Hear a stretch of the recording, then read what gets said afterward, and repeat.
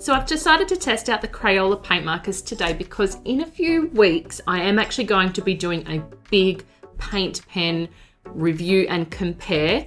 That's actually going to be testing and reviewing paint markers that are cheaper than POSCA'S because I love POSCA just as much as everybody else does. What I don't love is the price. I'm still waiting on a few packages to arrive from Amazon. But then yesterday I was in the shop and I came across Crayola paint markers. And in all my research online, I did not know that Crayola was doing a paint marker.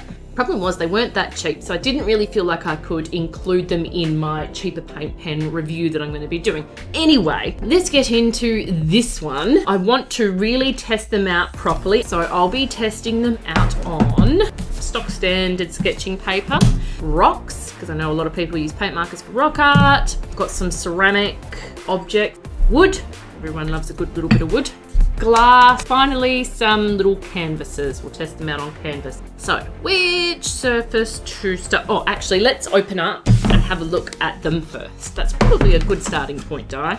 So I probably forgot to mention, they're actually pearlescent paint markers. There's nothing on there about them being acrylic paint markers. They just state that they're paint markers. Packaging's really nice. Love the tin. Looks pretty nice. You get 10 markers in red, orange circuit, golden yellow, emerald green, blue bolt, violet, magenta, white, black, and there's also this iridescent color changer. And Crayola state, use separately or on top of the pearlescent paint marker colors for color shifting effects. Quite a bullet nib. Let's actually compare the barrels on them. The Crayola's got a shorter barrel. It's definitely thinner, way thinner. I'm going to prime these markers, get them ready, and let's start creating. Upon first impressions, the Crayolas appear to have good coverage, nice bright juicy colours, and the paint flow seems to keep up with the work. They are also similar to POSCA'S in how they tend to chew up the page, but it's nothing too bad. That's pretty much where the positives stop on these pens. The nibs have imperfections with little chunks hanging off them on more than one marker, and straight away I noticed the nibs seem to move around inside the barrel, like they're loose or something, and that nib size is just weird. It's really fat to look at, but the point of contact is small. To test the white marker I used some red paper, and that white's terrible. The pearlescent effect is very subtle, but then if you overlay it with the colour shifting pen, you get a much more electric effect, and it does look rather cool. However, the colour shifting pen is picking up the colour that's already been put down, and I did wait for it to dry, and as you can see, when I go over the white, it's muddying up. I'm not overly wowed by it. Just to refresh my memory on how the POSCA'S feel on paper, I'll quickly swatch them out, and yep, this instantly feels better and highlights the dodgy nib and lightweight feel of the Crayola. The colour comparison between the two sets will be vastly different as I only own the light coloured POSCA'S. And doing this side by side with the white is really showing up how bad that Crayola marker is. Or is it how good the POSCA is? I'll let you be the judge on that. I think for this test I'm going to go on the rocks. Now for the rocks, I'm not going to paint any great elaborate design. I just want to test it out on there and see how it goes. I'm also not going to gesso the surface. I want to see how these go on bare rock. Now rock art just is not my thing. So I'll do a quick little doodle on both rocks. Keep the design similar and use colours that should pop. Again, the Crayolas feel scratchy, but the colours are nice and bright and opaque. That is, however, until I get to the white. Sorry, white. You're really letting your side down. Next, I give the POSCA a go, and thank God, because they feel lovely and are enjoyable to use. Look at that opaque white.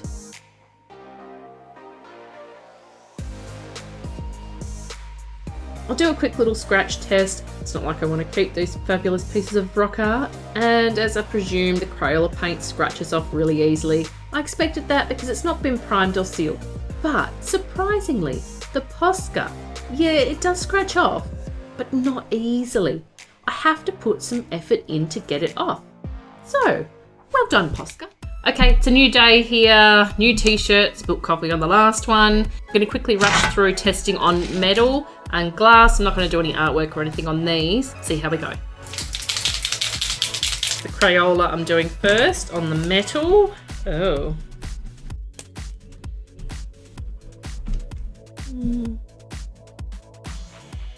Show you at the end. Okay, for the metal, so we've got Crayola on this side and Posca on this side. The Crayola seems to be shrinking in. It's not sort of sticking to the metal, but I'll give them both a chance to dry. Let's try the glass. It's actually really cool on glass. This is the Crayola. Apart from the green, I'd actually say the Crayola is less streaky. I think I might actually rate the Crayola slightly higher on glass surface. Unexpected. The Posca is drying faster than the Crayola as well on both surfaces. That metal, as the Crayola is drying, you can see it's trying to shrink in. Let's move right along to the wood, the ceramic, and the canvas. For the canvas test, I've sketched out a couple of my own character creations. I was in the mood for drawing cute little characters, but after colouring the hippo using the Crayolas, I've realised it probably wasn't the best project to show off these markers. I'm not really a fan of the colours, and none of them suit Harriet. Yes, her name is Harriet the hippo. As for the markers themselves, the colour's still popping and decently opaque, but I still hate that nib. It's really driving me nuts. You know that feeling of dragging nails along the chalkboard and the sound? Ugh, literally getting skin crawl goosebump feelings, and it's not nice. Plus the outline looks so wonky. That stupid fat style nib is really annoying and makes line work difficult. For the next canvas, I've drawn a new little character. She's a fox who we can name Fran the fox? Yeah, that'll do. Fran gets to hold a heart, seems Harriet is holding a star.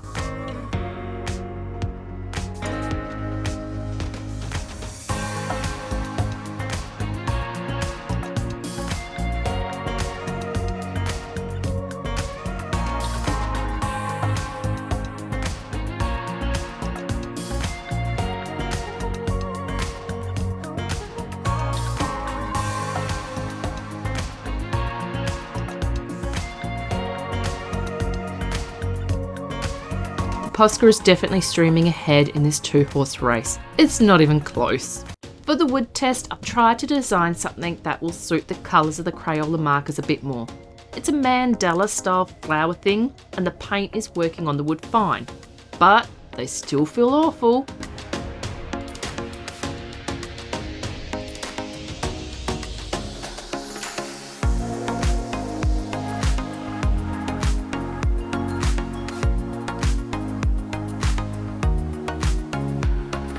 Oh, and I forgot to mention, these pack of Crayola markers were $30. That's $3 per marker, and I can get Poscas for $3.30 per marker. So yeah, the Poscas are very slightly more expensive, but yeah, the Crayolas, they're not worth it. They're not worth $3 a marker, not even anywhere near it.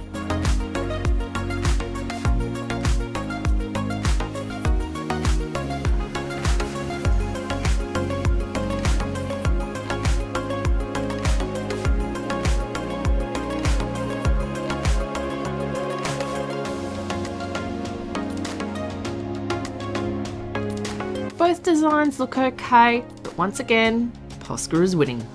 The last surface I'll do is the ceramic, and this is where something goes really wrong with the Crayola. The nibs stop working, and I have to keep pumping excess paint out of them and just spread it around with the nib, because the actual nib just isn't flowing anymore. I try opening it up and seeing if I can figure it out, get it working somehow, but no. I was going to paint something on here with these, but it's not worth it. I'm calling this test a fail. I'm not sure what the bare ceramic has done to these pens, but I can't seem to save them. And here, just let me turn the sound on for you so you can experience the pleasure of these markers yourself. Oh, I hate that sound. Now let's compare it with the sound of the Poscas, shall we? I was a little worried that the bare ceramic was going to wreck my Poscas too, But I shouldn't have worried, they're fine and charge over the surface with ease. Not quite sure what I've drawn? It's something.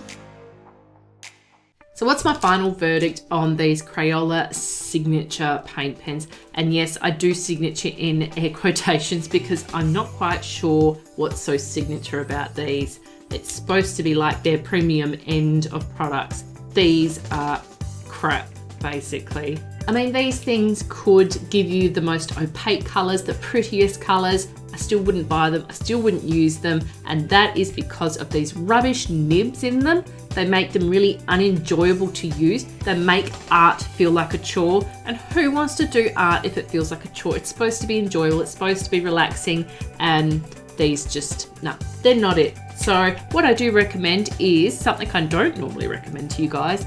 Hit the subscribe button, hit the notification bell so that you can catch my next video and be notified when that's out, because that is going to be an awesome paint pen review, which will hopefully give you a better, cheaper alternative to the good old Posca. Hope to see you then.